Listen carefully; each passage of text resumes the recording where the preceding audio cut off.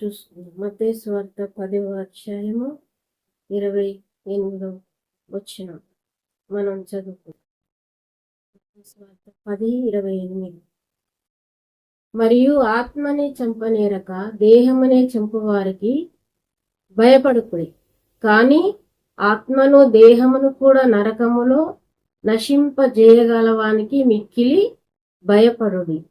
2 పిచ్చుకలు కాసుకు అమ్మబడును గదా, అయినను మీ తండ్రి సెలవు లేక వాటిలో ఒకటైనను నేలను పడదు. వాక్యం కోసం ప్రార్థన.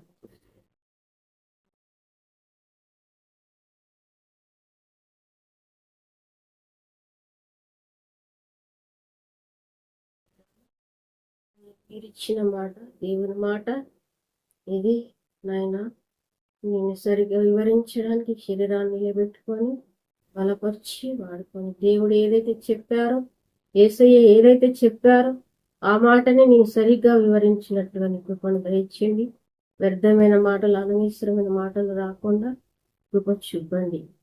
క్షమించి తండ్రి, క్షమించి దయ చూపించి నాయన దేవుని మాటలే నా నోటికి వచ్చినట్టుగా నీ కృపను, దేవుని జ్ఞానమే నేను వివరించినట్టుగా నీ కృపను ప్రసాదించినట్టు క్రీస్తునామమున ప్రార్థన అడుగు. వాక్యంలో చూస్తే యేసయ్య చెప్పినటువంటి మాటలను మనం పరిశీలన చేసుకోవాలి. ఇవి యేసయ్య హిట్స్, ఆ హీరో హిట్స్, ఈ హీరో హిట్స్ అని మనం చూసాం. చాలా హిట్స్ ఉన్నవి ప్రపంచ రీతిగా చూస్తే, కానీ అందరికంటే హీరో, ప్రభు, గురువు, నేను గొప్ప అని చెప్తున్నటువంటి ఆయన మాటలను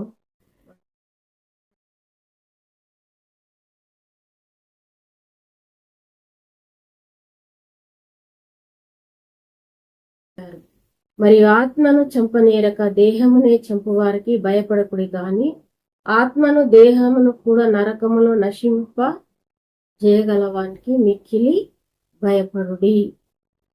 మరియు ఆత్మనే చంపనేరక, ఆత్మను చంపనేరక దేహమునే చంపువారికి భయపడుకుడి, కానీ ఆత్మను దేహమును కూడా నశింపజేయగలవానికి మిక్కిలి భయపడుడి. ఈ మాటలు యేసయ్య చెప్పినటువంటి మాటలు.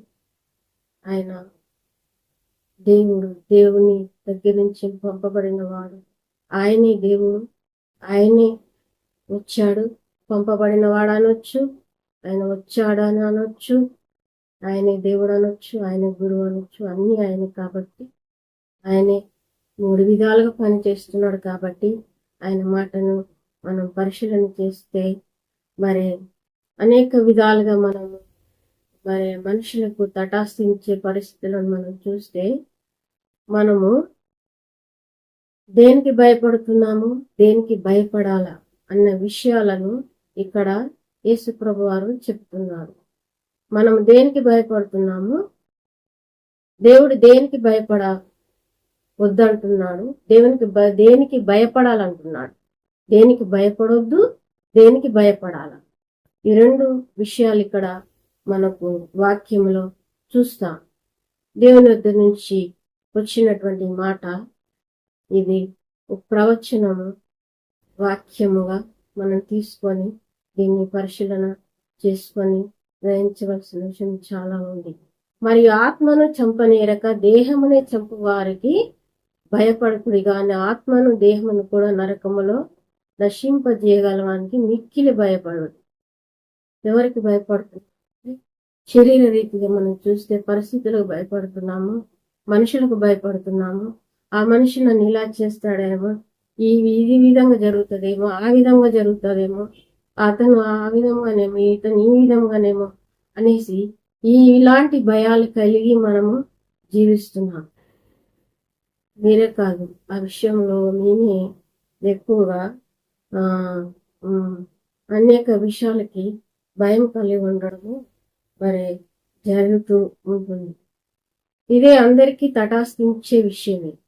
అయితే ఇక్కడ వాక్యంలో మనం చూస్తే మరియు ఆత్మను చంపనేరక దేహమునే చంపు వారికి భయపడకుడు. ఆత్మను నిన్ను ఒకవేళ ఎవరన్నా అతను చంపేస్తాడు, ఇతను చంపేస్తాడు, ఇతను ఈ విధంగా చేస్తాడు, అతను ఆ విధంగా చేస్తాడు, ఆమె ఆ విధంగా చేస్తుంది, ఈ విధంగా చేస్తుంది, నన్ను చంపేస్తుందేమో అని, నన్ను చంపేస్తారేమో అనేసి ఇలాంటి భయాలు మనం కలిగి ఉంటున్నాం. కానీ ఇక్కడ చెప్తున్నాడు, దేహమును చంపే వారికి మీరు భయపడొద్దండి, ఆత్మను దేహమును కూడా నరకములో పడద్రోయ శక్తి గలవానికి.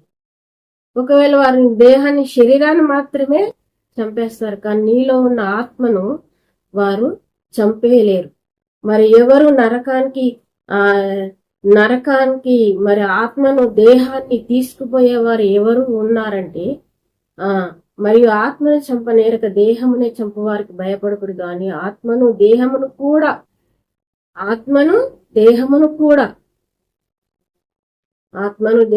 కూడా ఇది అర్థం కాదు. నరకములో ఉన్నటువంటి వారికి, నరకయాతను అనుభవిస్తున్నటువంటి వారికి నరకం అంటే ఏంటో మరి అర్థం అవుతుంది, తెలుస్తుంటుంది. దీని గురించి అంటే అవగాహన తెలుసుకుంటే మనిషి పడుతున్నటువంటి నరకయాతన ఏదో, ఏసే చెప్పిన నరకం ఏదో, మనం అనుకుంటున్న నరకం ఏదో మనము గ్రహించుకోవాలి. ఆత్మని చంపనేరక దేహముని చంపు వారికి భయపడకూడదు, కానీ ఆత్మను దేహమును కూడా నశింప శక్తి గలవానికి. ఆత్మను దేహమును, మనిషి యొక్క దేహమును మాత్రమే చంపేస్తాడు, కానీ ఆత్మను దేహమును కూడా నరకములో పడద్రోయే శక్తి గలవానికి మీరు మిక్కిలి భయపడుడి. అంటే మరి ఆయన ఎక్కడ ఉన్నాడు? ఆయన కనబడుతున్నాడా? ఎట్లా భయపడాలా? ఆ భయం ఎలా ఉంటుంది మాకు చెప్పండి అంటే, దేవునికి వాక్యం నుంచి మనము చూస్తాము. ఇంకొక వాక్యాన్ని మనం చదువుకుందాము. దేహాన్ని చంపేవారికి ఆత్మని చంపేవారికి మనం భయపడాలని మనము చూస్తున్నాం. ఒక వాక్యాన్ని మనం చూస్తాం. లూకా సువార్త 23 మరి 40 వచనంలో కూడా ఒక మాట వ్రాయబడి ఉంటుంది. చూడండి, లూకా సువార్త 23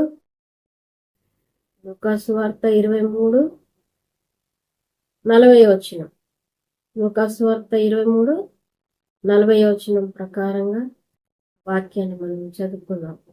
ఇక్కడ చూడండి, యేసుప్రభువు వారిని సిలువ వేసేటప్పుడు జరిగినటువంటి సంఘటనను మరి వాక్యములో మన దేవుడు అనుగ్రహించాడు, మనం చూస్తాం. చూడండి, అయితే 39 నుంచి చదువుదాం. వేలాడబడిన నేరస్తుల్లో ఒకడు ఆయనను దూషించు, నీవును క్రీస్తువు కదా, నిన్ను నీవు రక్షించుకొను, మమ్మను కూడా రక్షించమని చెప్పెను. అయితే రెండవ వాడు వాణ్ణి గద్దించి, నీవు అదే శిక్షా విధిలో ఉన్నావు గనక దేవునికి భయపడవా?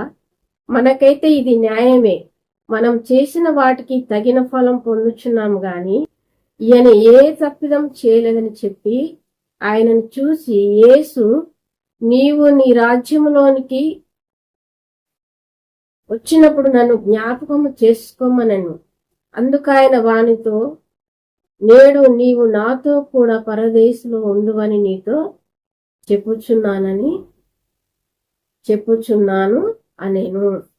చూడండి, సిలువ వేయబడేటప్పుడు జరిగినటువంటి సన్నివేశము. ఇక్కడ ఇద్దరు దొంగలతో పాటు, యేసుప్రభు వారితో పాటు ఇద్దరు దొంగలు వేసిన విషయం మనకందరికి తెలుసు. అయితే అక్కడ మన వాక్యంలో చూస్తే రెండవ వాడు వేలాడబడిన నేరస్తులు అక్కడ ఆయనను దూషించు. చూడండి, మనము కొంచెం అవకాశం దొరికిన ప్రతి ఒక్కరూ కూడా అనేది ఎవరినంటే దేవుని అనడానికి ఎలాంటి అధికారం మనకు లేదు. దేవుని గురించి మనము మాట్లాడుతున్నాము, చెడుగా మాట్లాడుతున్నామంటే మనకు అజ్ఞానము, దేవుని గురించిన సమాచారం తెలియదు. ఎందుకు మనకు తెలియదంటే ఆయన రహస్యంగా ఉన్నాడు, కనబడని శక్తి ఆయన, కాబట్టి ఆయన గురించి మనకు భయం లేదు. కాబట్టి మన ఇష్టానుసారంగా మనం ఉంటాం. శరీర రీతిగా కూడా ఉన్నప్పటికి కూడా ఆయన దేవుడని గుర్తించని మరి సన్నివేశాన్ని ఇక్కడ మనము చూస్తాం. ఒక ఆయన దేవునిగా గుర్తించాడు, ఆయన ఇంత శక్తిమంతుడు గుర్తించాడు. ఇంకొక ఆయన ఇష్టానుసారంగా మాట్లాడుతున్నాడు దేవుని గురించి. ఇక్కడ అదే మనం చూస్తున్నాం. ఇంకా వేలాడబడిన నేరస్తుల్లో ఒకడు ఆయనను దూషించు, నీవు క్రీస్తువు కాదా, నిన్ను నీవు రక్షించుకొను, మమ్మను కూడా రక్షించుమని చెప్పాను. అయితే రెండవ వాడు వాడిని గద్దించి, అదే శిక్ష విధిలో ఉన్నావు, నీవు అదే ఉన్నావు గనక దేవునికి భయపడవా? నీవు అదే శిక్ష విధిలో ఉన్నావు గనక దేవునికి భయపడవా అనే మాటను మనము ఇక్కడ చూస్తున్నాం. దేవుని యొక్క వాక్యములో మనం చూస్తున్నాం. దేవుని భయం లేకుండా ఇక్కడ మాట్లాడుతున్నాడు. మనకైతే ఇది న్యాయమే, మనకైతే ఇది న్యాయమే, వారికి న్యాయమే. యేసుప్రభు వారిని ఎందుకు శిక్షించారు? అన్యాయపు తీర్పు తీర్చారు. ఆయన నోట ఏ కపటం లేదు, ఏం లేదు. మరి ఎందుకు ఆయనకు అన్యాయం తీర్పుని ఎందుకు ఇచ్చారు అంటే, ఈ లోకములో అలాంటి అన్యాయమే, అలాంటి అక్రమాలే, అలాంటి అన్యాయపు తీర్పే, అలాంటి కఠినమైన మనుషుల మధ్యలోనే, అలాంటి కఠినమైన పరిస్థితిలోనే ఈ లోకంలో మీరు జీవించవలసి వస్తుంది అని ఆయన శిలువలో చూపించి ప్రదర్శించి చూపించాడు. కానీ ఆయన ప్రదర్శించి చూపించాడు. అది ఆయన ఒక ఆట, ఆయన ఒక ఆటగా ఉంది. ఇక్కడ కూడా ఆయన ఆటే. ఇక్కడ ఇద్దరు వ్యక్తులు ఉన్నారు. ఒకరికి దేవుని గురించి తెలుసు, ఇంకొకరికి దేవుని గురించి తెలియదు. దేవుని గురించి తెలిసిన ఆయన ఎలా మాట్లాడుతున్నాడు, దేవుని గురించి తెలియని ఆయన, దేవుని చట్టం గురించి తెలియని ఆయన ఎలా మాట్లాడుతున్నాడు. ఇద్దరు వ్యక్తులు ఇక్కడ మనము చూస్తున్నాము. నీవు క్రీస్తువు కాదా? అయితే రెండవ వాడిని, నీవు అదే శిక్ష విధిలో ఉన్నావు, దేవునికి భయపడవా? మనకైతే ఇది న్యాయమే, మనం చేసిన వాటికి తగిన ఫలం పొందుచున్నాం కనుక ఈయన పొందుచున్నాము. కానీ ఈయన ఏ తప్పిదం చేయలేదని చెప్పి, చూడండి, దేవుని గురించి జ్ఞానం ఒక దొంగకు ఉంది, ఒక దొంగకు లేదు. లేక ఆయన ఇష్టం వచ్చినట్టు మాట్లాడను. క్రీస్తువు కదా, నిన్ను రక్షించుకో, మమ్మల్ని కూడా రక్షించమాట. ఒక ఆయనకు రక్షణ దొరికింది. చూడండి, ఆయన మంచిగా పలికినటువంటి ఆయనకు ఏమి లభించిందని చూస్తే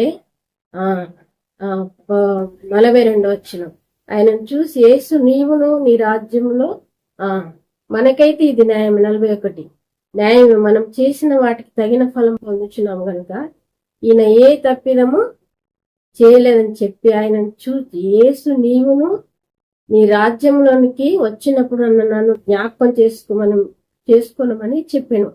అందుకైన వానితో, నేడు నీవు నాతో కూడా పరదేశంలో ఉండు అని నిశ్చయముగా నీతో చెప్పుచున్నాను.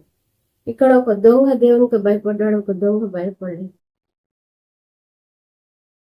ఒక ఆయన ఏం పొందుకున్నాడంటే, దేవుని భయం కలిగినటువంటి పరదేశంలో అంటే వేరే దేశంలో దేవునితో పాటు ఉండే అవకాశాన్ని ఒక దొంగ పొందుకున్నాడు, ఒక దొంగ పొందుకోలేదు. దేవుని గురించిన జ్ఞానము సమాచారం తెలిసినటువంటి ఒక వ్యక్తి మరి దేవునితో వేరే దగ్గర ఉండడానికి అవకాశాన్ని పొందుకున్నాడు. దేవుని భయం కలిగినటువంటి ఒక ఆయనకి లభించింది. ఇక్కడ వాక్యంలో మనం దేవునికి భయపడాలి.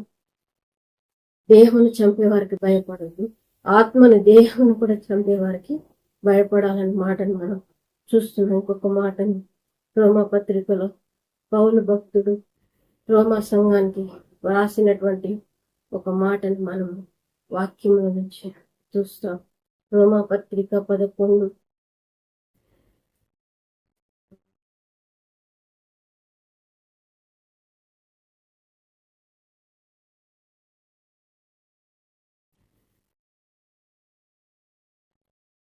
రోమీలకు రాసినటువంటి పత్రిక 11వ అధ్యాయము 20వ వచనంలో ఒక మాట మనము చూస్తాం.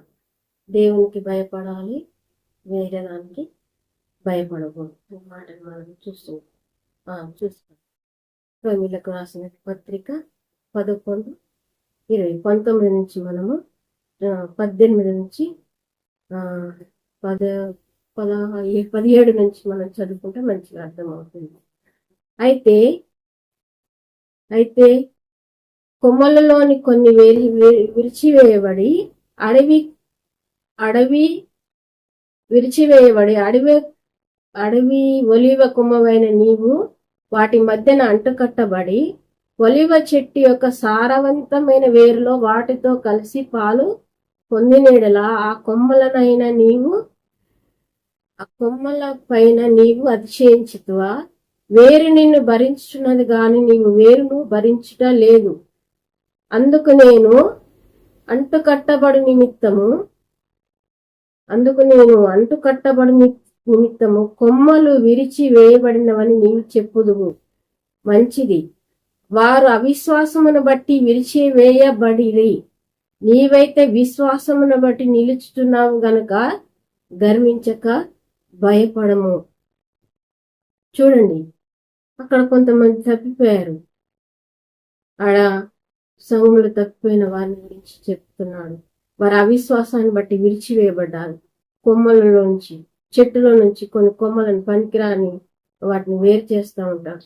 అదే విధంగా ఇక్కడ ఉపమాన రీతిగా మరి ఆయన ఇక్కడ చెట్టు కొమ్మలని వివరిస్తూ ఉపమానంగా చెప్పినట్లుగా మరి పౌలు భక్తులు కూడా ఇక్కడ మన వాక్యంలో మనము చూస్తాం. మంచిది, వారి అవిశ్వాసమును బట్టి విరిచివేయబడిరి. నీవైతే విశ్వాసమును బట్టి నిలుచుతున్నావు గనుక గర్వించక భయపడము. ఇక్కడ చాలా చాలా గొప్ప మాట, మంచి మాట. విశ్వాసులకు, దేవుడు భక్తులకు, జ్ఞానులకు, దేవుడు బిడ్డలు మరి ఉండవలసినటువంటి జాగ్రత్తను గమనించుకోవలసినటువంటి చాలా మంచి మాటను ఇక్కడ పౌలు భక్తుడు అక్కడ వ్రాశాడు. మన యొక్క తలాంతులను బట్టి, మన యొక్క లేకుంటే మనకు ప్రార్థన జీవితాన్ని బట్టి, వాక్య పరిచర్యను బట్టి, సంఘాన్ని బట్టి మనం గర్విస్తూ ఉంటాం. నేను నా గొప్పతనాన్ని బట్టి నేను నిలిచాను, ఇదంతా నా గొప్పతనమైన ఒక శరీరానికి అనవసరమైనటువంటి మరి ఉప్పొంగుతనం తీసుకొస్తుంది. కానీ అక్కడ రాస్తున్నాడు, ఇక్కడ నీవు చూడండి, మంచిది, వారి అవిశ్వాసమును బట్టి విరిచివేయబడిరి. నీవైతే విశ్వాసమును బట్టి నిలుచుతున్నావు గనుక గర్వించక భయపడకు.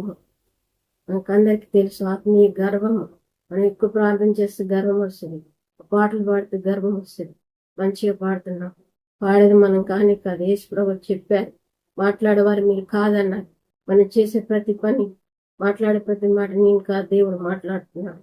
దేవునికి అప్ప చెప్పేసి మనకి ఎలాంటి పాపం కానీ పుణ్యం కానీ అంటుకోకుండా ఉంటుంది. మనం వేసే చెప్పినట్టుగా చేయాలి. ఏమని చెప్పారు? మాట్లాడేవారు మీరు కాదు అన్నారు. ఆ మాటనే ప్రకారంగా మనం ఉన్నట్లయితే ఏది కూడా మనకి అంటుకోదు, మంచి అంటుకోదు, చెడు అంటుకోదు. ఇక్కడ అదే అక్కడ చెప్తున్నాడు. తప్పిన వారిని గురించి నువ్వు ఫీల్ అవ్వకు. వారికి విశ్వాసం తక్కువే, వారు పక్కకు ఉండిపోయారు. అవిశ్వాసాన్ని బట్టి వాళ్ళు విరిచివేయబడ్డారు. కానీ నువ్వు విశ్వాసంతో ఉన్నావు కాబట్టి నువ్వు భయంతో ఉండు అని ఇక్కడ చెప్తున్నాడు. మంచిది, వారి అవిశ్వాసం బట్టి విరిచివేయబడిరి.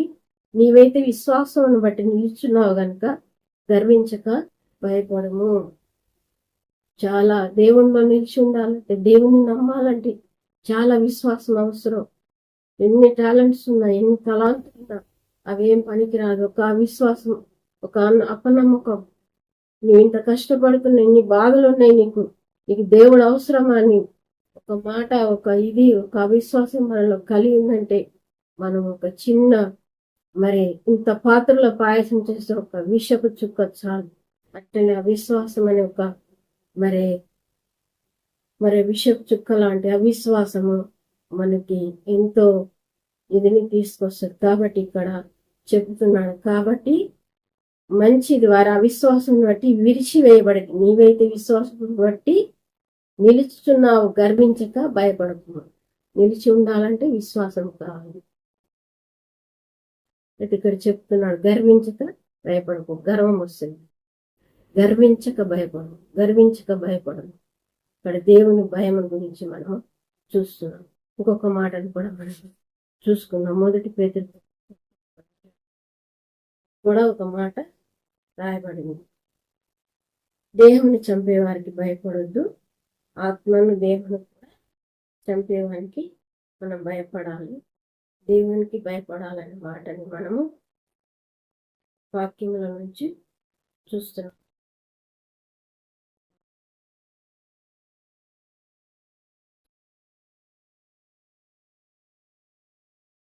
అధ్యాయం 17వ వచనం, 1 పేతురు పత్రిక 1:17.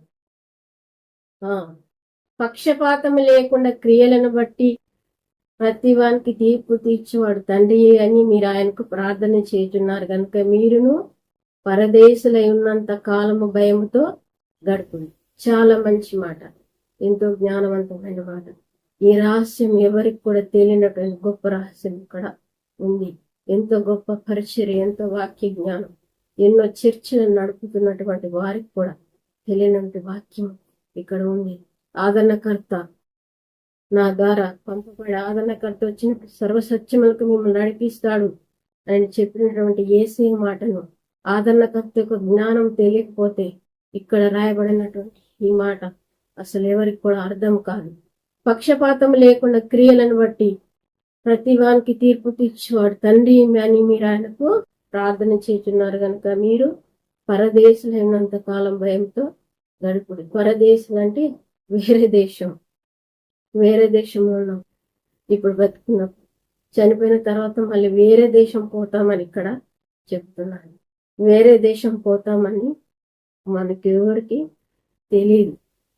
ఆదరణకర్త యొక్క జ్ఞానము, ఆ యొక్క వాక్య బోధ, ఆ యొక్క జ్ఞాన రహస్యము, ఆ నిగూఢమైనటువంటి బోధ, ఏసే చెప్పినటువంటి ఆదరణకర్త జ్ఞానము తెలియకపోతే ఇప్పుడు మనము పరదేశంలో ఉన్నామని, తర్వాత వేరే దేశానికి పోతామని మనకు తెలియదు. కానీ జ్ఞాన చూపు కలిగినటువంటి దేవుని మరి బిడ్డ పౌలు భక్తుడు పేతురు రాసిన పత్రిక వాక్యంలో చూస్తున్నాం. ఈయనకు తెలుసు కాబట్టి ఇక్కడ రాశాడు, పక్షపాతం లేకుండా క్రియలను బట్టి ప్రతి వానికి తీర్పు తండ్రి అని మీరు ఆయనకు ప్రార్థన చేస్తున్నారు కనుక మీరు పరదేశంలో ఉన్నంత కాలం దేవుని భయముతో గడుపు. పరదేశులైనంత కాలం భయముతో గడుపుడి. భయము, ఏం భయం? మాటలో భయం, చూపులో భయం, నడకలో భయం ఉండాలి. దేవునికి భయపడాలి. మనుషులకు నేనెవరిని లెక్క చేయనండి, నేను వాళ్ళని తీసి పక్కన పెట్టేస్తాను. నేను ఎవరినండి, నీ ఎవరిని లెక్క చేయను, ఎవరిని లెక్క చేయను, దాన్ని దేవుని లెక్క చేయ. నువ్వు అంచున్నటువంటి మాటలను వేరే వాళ్ళు వినకపోవచ్చు, నీలో ఉన్న దేవుడు వింటున్నాడు. ఆత్మదేవుడు రాసేస్తున్నాడు. రాసే ప్రతి మాట, చూసే ప్రతి చూపు రాసిస్తున్నాడు. లోపలేని ఉన్నాడు నీకు ఆయన. ఇక్కడ అదే చెప్తున్నాడు, పక్షపాతం లేకుండా క్రియలను బట్టి ప్రతివానికి తీర్పు తీర్చేవాడు తండ్రి అని మీరు ప్రార్థన చేస్తున్నారు. ప్రార్థన చేస్తున్నారా? ప్రార్థన నాయనా అని అంటున్నాడు. ప్రార్థన చేస్తున్నారు కనుక మీరు పరదేశులైనంత కాలం భయముతో గడుపు. ఈరోజు ఈ దేశంలో ఉన్నాం, తర్వాత ఏ దేశంలో ఉంటాం, ఏ ఊర్లో ఉంటాం, ఇక్కడ అదే చెప్తున్నాడు. వేరే దేశంలో ఉన్నాం కాబట్టి భయంతో గడపండి అని ఇక్కడ వాక్యంలో మరి చెప్తున్నాడు. చూడండి, ఇంకా అదే వాక్యంలో మనం అదే పేతురు పత్రికలో 2:17 మాట ఉంది, మనం చూస్తాం. 2:17,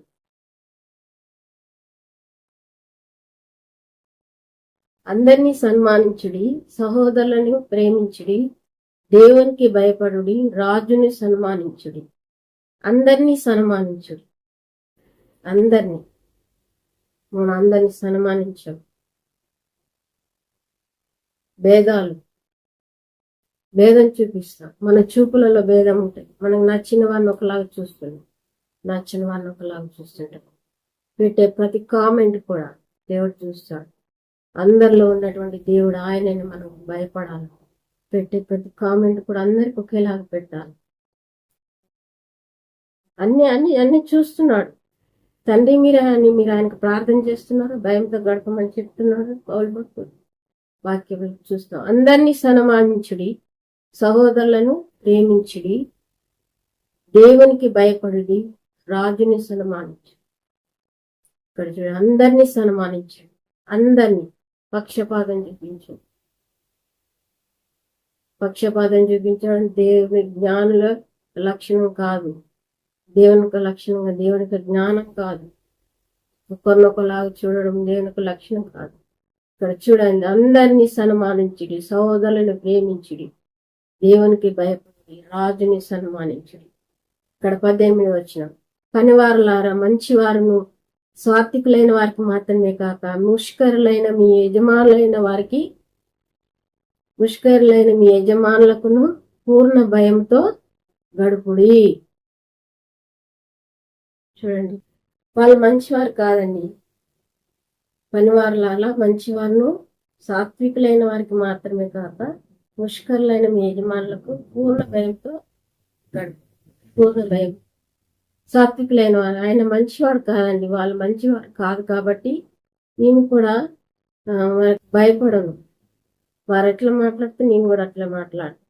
పనివారులారా మంచివారును సాత్వికులైన వారికి మాత్రమే కాక ముష్కరులైన మీ యజమానులకు పూర్ణ భయంతో గడుపుడి. ముష్కరులైన మీ యజమానులకు కూడా పూర్ణ భయంతో గడుపుడి. ఇదంతా కూడా మనం చనిపోయిన తర్వాత ఇప్పుడు బాగానే గడిచిపోతుంటది.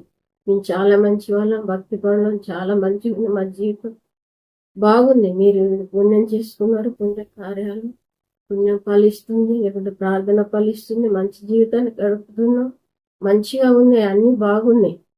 కానీ రాబోయే జీవితాన్ని గురించి వంటి భయాన్ని ఇక్కడ కలిగి ఉండమని దేవుని యొక్క వాక్యంలో మరి దేవుని యొక్క భక్తుల ద్వారా హెచ్చరిక మాటలు, జ్ఞానవంతమైన మాటలు ఇక్కడ మనం చూస్తున్నాం. చూడండి, అందరినీ సన్మానించుడి, సహోదరులను ప్రేమించుడి, దేవునికి భయపడుడి, రాజుని సన్మానించుడి, దేవునికి భయపడుడి, దేవునికి భయపడు. మేము వారంటే లెక్క చేయకుండా వాళ్ళని దగ్గర కూడా రాని, వేరే వాళ్ళని రాణిస్తాం, నచ్చిన వాళ్ళని రాణిస్తాం, నచ్చిన వాళ్ళని రాని, ఇలా మాట్లాడుతున్నాం. ఈ వాక్య ప్రకారంగా మనం చూస్తే మనము ఇక్కడ పౌలు భక్తుడు ఏం చెప్తున్నాడు? అందరినీ సన్మానించుడి, సహోదరులను ప్రేమించుడి, దేవునికి భయపడు. ఇక్కడ ముఖ్యమైన విషయం, దేవునికి భయపడాలి. దేవునికి ఎలా భయపడాలి? ఎట్లా భయపడాలి? మాటలో భయపడాలి, చూపులో భయపడాలి, ప్రవర్తనలో భయపడాలి.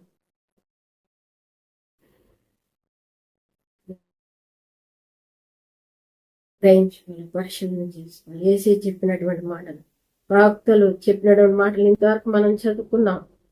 బైబిల్ హీరో, ఆయనే హీరో. బైబిల్ హీరోస్ అని బుక్స్ ఉన్నాయి. నేనే గురువుని అంటున్నాడు. ఇంకా గురువు అన్నాక ఇంకా నీవు ఆయన ఇది, ఈ ప్రవక్త, ఆ ప్రవక్త అని మనం చెప్పకూడదు.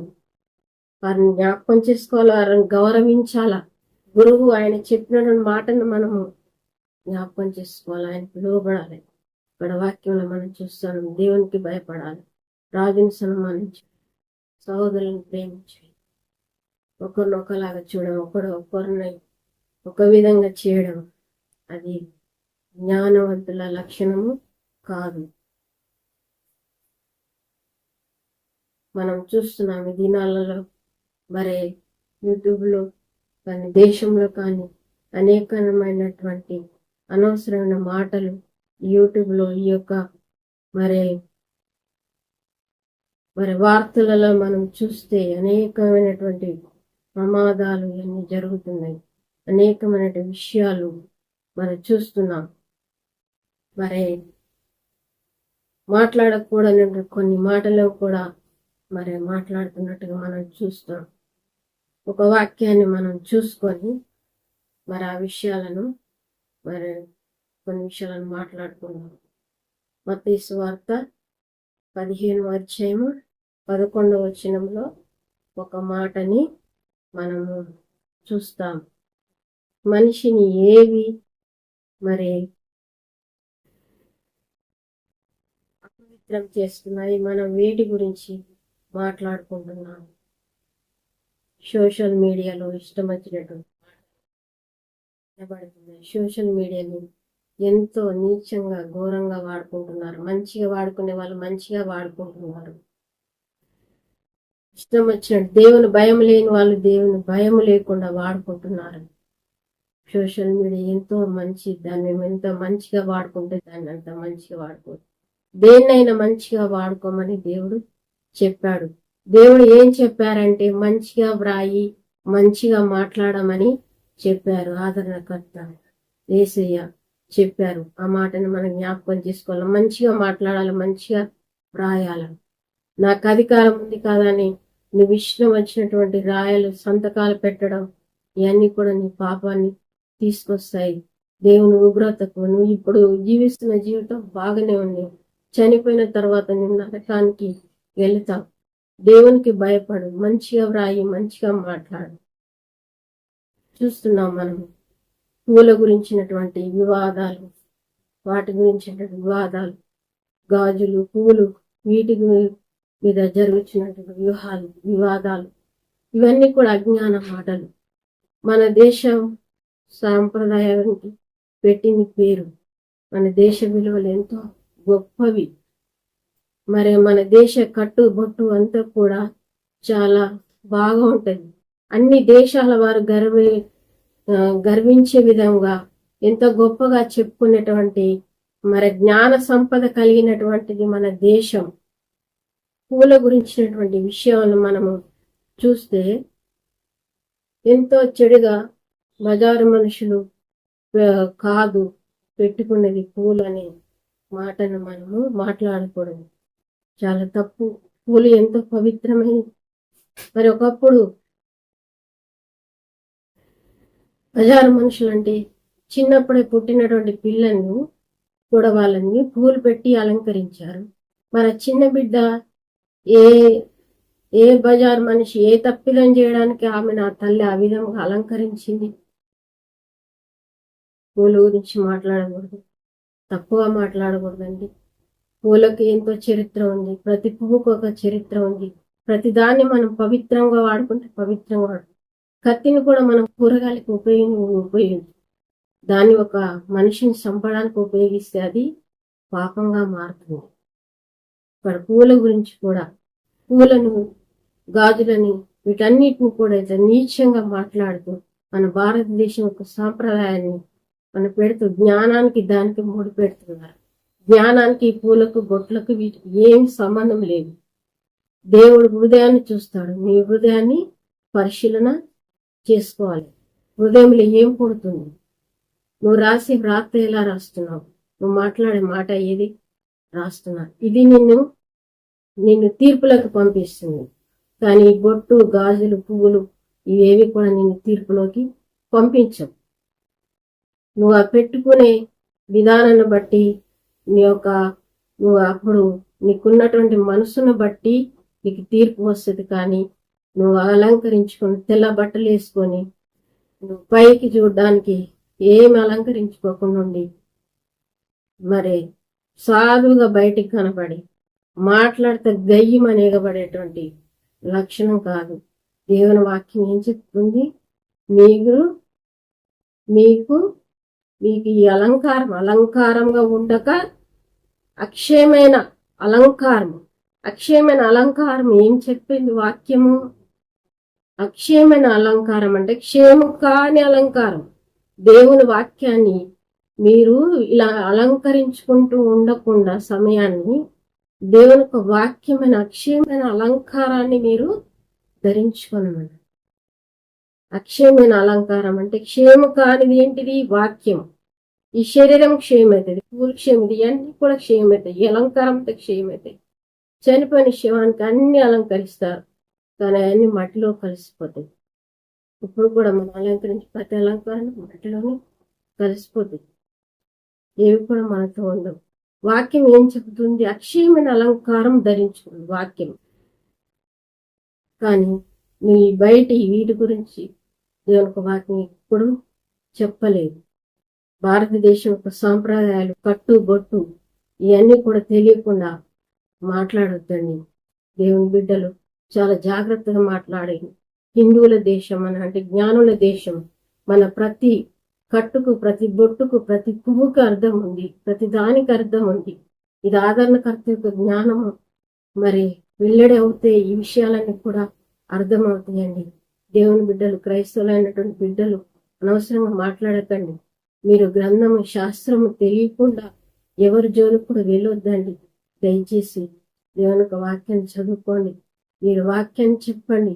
యేసుప్రభు వారు భయపడొద్దన్నాడు. యేసుప్రభు సాత్తులో జీవించమన్నాడు.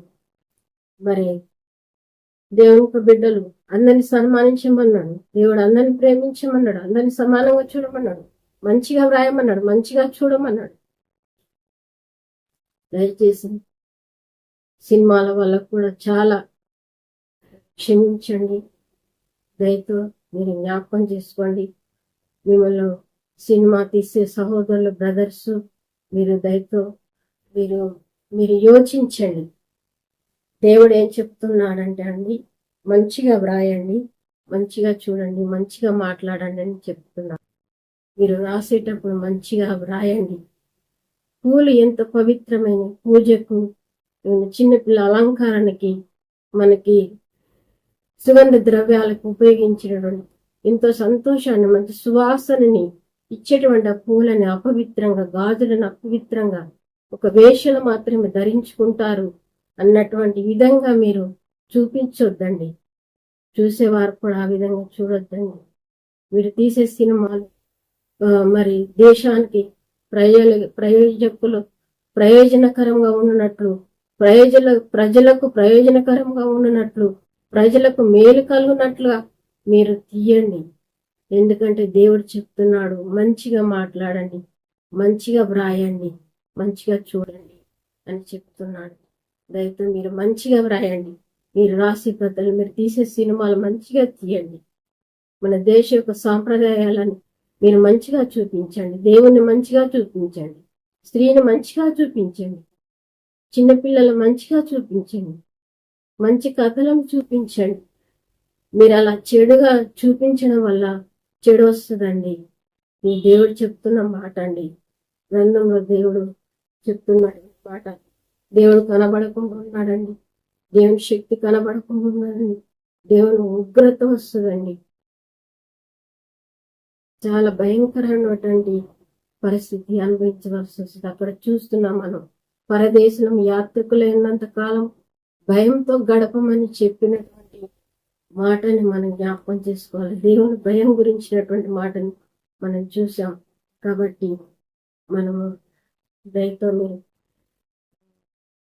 యోచించండి, ఆలోచన చేయండి. మీరు తీసేటువంటి ఏదైనా, ఏ కథ అయినా మంచిగా ఉండేలాగా, సమాజానికి ఉపయోగపడేలాగా, మరి జ్ఞానం లేని జ్ఞానం వచ్చేలాగా, మరి మంచి దానికి ఇన్స్పైర్ అయ్యేలాగా, మంచిని ప్రోత్సహించేలాగా మీరు ఉండేటట్లుగా చేయండి. ఇది మా మాట కాదండి. మాకు ఎలాంటి యోగ్యత లేదు, ఈ లోక పరంగా కానీ ఏ పరంగా కానీ లేదు. ఈ దినం మనం మాట్లాడుతున్నామంటే దేవుడి జ్ఞానం, ఆదరణకర్త ఇచ్చినటువంటి గ్రంథ జ్ఞానాన్ని బట్టి మాట్లాడుతున్నాము. దేవుని మాట దయతో మీరు యోచించండి, మంచిగా వ్రాయండి, మంచి తీయండి, మంచి ఫిల్మ్స్ తీయండి, అందరికి ఉపయోగపడేలాగా తీయండి. క్రైస్తవులైన బిడ్డలు, దేవుని బిడ్డలైనటువంటి వాళ్ళు పూలు, గాజులు, బొట్ల గురించి అనవసరంగా మాట్లాడి మీరు ఇరుక్కుపోవద్దండి. మన దేశ సాంప్రదాయం వేరు, మన తిండి వేరు, మన కట్టు, మన బొట్టు అంతా కూడా వేరు. పువ్వులు ఎంతో పవిత్రమైనవి. వాటిని అసహాయకరంగా ఒక వేషలు మాత్రమే ధరిస్తారని, బట్టలని వాటిని ఆ విధంగా చూపించొద్దండి. మంచిగా చూపించండి. దేవునికి భయపడదామండి. ఇక్కడ వాక్యంలో మనం చూస్తాం. ఒక వాక్యాన్ని మనం చూసుకొని ముగించుకున్నాం. చూడండి, మత్తయి సువార్త మరి 11వ అధ్యాయము 15వ అధ్యాయము, మత్తయి సువార్త 15వ అధ్యాయం 11వ అధ్యాయం. ఈ కట్టు, బొట్టు ఇవన్నీ కూడా ఏవి నిన్ను నరకానికి తీసుకోవు, దేవునికి నిన్ను దూరంగా చేయవు. నీ హృదయంలో నుంచి వచ్చేటివి నిన్ను ఆటంకపరుస్తున్నాయని, నిన్ను మంచికి చెడుకు తీసుకెళ్తున్నాయని స్వయంగా యేసు ప్రభువు చెప్పిన మాట మనం చదువుకున్నాం. చూడండి, మనుషులు కల్పించిన ఈ ప్రజలు తమ పెదవులతో, మత్తయి సువార్త 11వ అధ్యాయము 8వ వచనం నుంచి చదువుకున్నాం, 7 నుంచి చదువుకున్నాం. వేషధారులారా, ఈ ప్రజలు తమ పెదవులతో నన్ను గనపరచుదురు గాని వారి హృదయం నాకు దూరంగా ఉన్నది. మనుషులు కల్పించిన పద్ధతులు దైవోపదేశములను బోధించు వారు నన్ను వ్యర్థంగా ఆరాధించున్నారు అని యేషయా మిమ్మును గురించి ప్రవచించిన మాట సరియే. ఆయన వారితో చెప్పి జనసమూహములను పిలిచి మీరు విని గ్రహించుడి. నోట పడునది మనుషుణ్ణి అపవిత్రపరచదు, కానీ నోట నుండి వచ్చినదే మనుషుని అపవిత్రపరచునని వారితో చెప్పాను. ఇక్కడ చూడండి, కట్టు బొట్టు చీరలు వస్త్రధారణలు ఇవేవి కూడా అపవిత్రం చేస్తలే. ఏవి అపవిత్రం చేస్తున్నాయి? నోట పడినది మనిషిని అపవిత్రపరచట్లేదు, కానీ నోట నుండి వచ్చినదే మనిషిని అపవిత్రపరచునని అంతా చెప్పాను. ఇక్కడ మాట గురించి చెప్పాడు. మాట్లాడమాట మనం ఇందాక చెప్పాం కదా, చెప్పుకున్నాం కదా. గురువు ఏం చెప్పారు? మంచిగా మాట్లాడు, మంచిగా వ్రాయి, మంచిగా చూడు. చెప్పినటువంటి ఆదరణకర్త యొక్క మాటను బట్టి ఇక్కడ మనం చూస్తున్నాం. ఏది అపవిత్రం చేస్తుంది? ఈ వాక్యాలు చూపించాలి. చాలా సమాజం, చాలా సినిమాల ప్రభావం చాలా ఉంది. 100% ఇది కరెక్ట్ అయిన విషయం. కాబట్టి తీసేవాళ్ళు ఏవైనా, ఏ వీడియోస్ అయినా మంచిగా తీయండి. మీరు మనుషులకు భయపడద్దు అనుకోండి, దేవునికి భయపడండి, మంచిగా తీయండి. సమాజానికి ఉపయోగపడేటువంటి విషయాలు మీరు తీయండి. దేవుని భయం కలిగి ఉండండి. దేవుని గురించి కొన్ని విషయాలు తెలిసినటువంటి నేను చెప్తున్నానండి. సినిమా తీసే బ్రదర్స్ దయతో మీరు మరి జ్ఞాపకం తీసుకొని మంచి విషయాలు తీయండి. ఏ షార్ట్స్ ఫిలిం అయినా, ఏ విషయాలైనా కూడా మంచివి తీయండి, సమాజానికి ఉపయోగపడండి. దేవునికి భయపడుతూ మీరు మంచివి తీయండి. దేవునికి భయపడండి. ఇది మన ఈ వాక్యాన్ని మనము చూసుకుందాం. మన దేశ సంప్రదాయాన్ని, మన కట్టు బొట్టుని ఒక వేష మాత్రమే ధరించుకునేటువంటి విషయాలుగా చూపించకుండా పవిత్రంగా చూపించాడు. పువ్వులు దేవుడికి పెట్టేవాళ్ళు పవిత్రంగా చూపించేవాళ్ళు. పూర్వం కట్టుబొట్టు పవిత్రంగా చూపించేవాళ్ళు. చిన్నపిల్లలకు పువ్వు పెడుతున్నాం, దేనికి? ఎవరి కోసం పెడుతున్నాం? ఎవరిని ఆకర్షించాలని పెడుతున్నాం? ఇదివరకు చిన్నపిల్లలు వేరే పక్కింటి వాళ్ళని అప్పచెప్పి వెళ్ళేవాళ్ళు. కానీ ఈ రోజులను బట్టి చూస్తే ఎవరికి గ్యారంటీ లేదు, భయం లేదు, పిచ్చలు విడితనం. చిన్న పిల్లలను కూడా వదిలిపెట్టే పరిస్థితులు లేదు. కాబట్టి మాట్లాడే మాట, మన రాసే రాత అన్ని కూడా దేవుడు చూస్తాడని ఇది దేవుని జ్ఞానం దయతో మీరు గ్రహించాలని, దేవుడి జ్ఞానాన్ని గ్రహించాలని, ఆదరణ కొత్త ఒక వాక్యము అందరికి అందబడాలని కోరుకుంటూ ముందు చదువుకున్న మాటని చదువుకొని ఒక వాక్యాన్ని మనం ముగించుకున్నాం. మత్తయి సువార్త 10:28. మత్తయి సువార్త 10:28.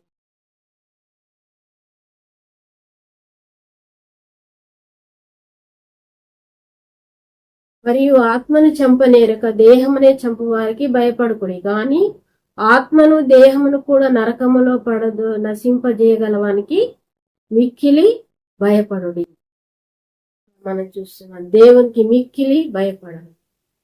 చాలా మిక్కిలి అని దేవునికి భయపడాలి. భయంకరం. మనం చూస్తాం, అందరిని సన్మానించాలి, రాజులను సన్మానించాలి, అందరికి ఒకే విధంగా రాయండి, అందరిని ఒకే విధంగా చూడండి. దేవుని మాట, దేవుని ఒక వాక్యం, దేవుని వాక్యానికి లోబడితే మనకు రాబోయే జీవితం చాలా బాగుంటుందని దేవుని ఒక వాక్యం తెలియజేస్తుంది.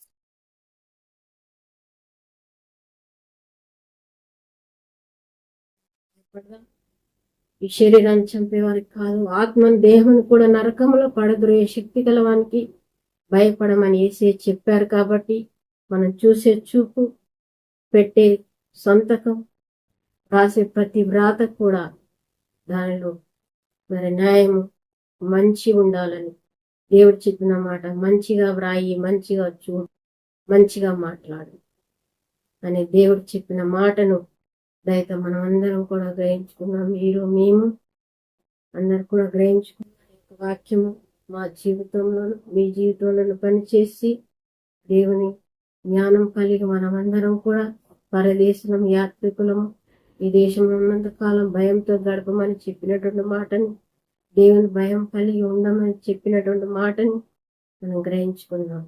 ఒక మాట మనం పెద్దలు చెప్తారు ఏంటంటే, పందిలాగా 10 ఏళ్ళు బ్రతికేదానికంటే హంసలాగా బ్రతకమని గురువు చెప్పిన మాటని మనం జ్ఞాపకం చేసుకుని ఒక్కరోజు బ్రతికిన జ్ఞానంతో బ్రతకాలని మాటని గురువు చెప్పారు. హంస బురదలో ఉన్న బురదను పక్కని పెట్టేసి మంచి నీళ్ళను తను తాగుతుందంట. అదే గురువు చెప్పారు. కాబట్టి చెడును తీసేద్దాం, చెడుకు దూరంగా ఉందాం, దేవునికి భయపడదాం. దేవుని భయం ఉంటే మనం మంచికి దగ్గరగా ఉంటాం. దేవుని భయం లేకపోతే చెడుకు దగ్గరగా ఉంటాం.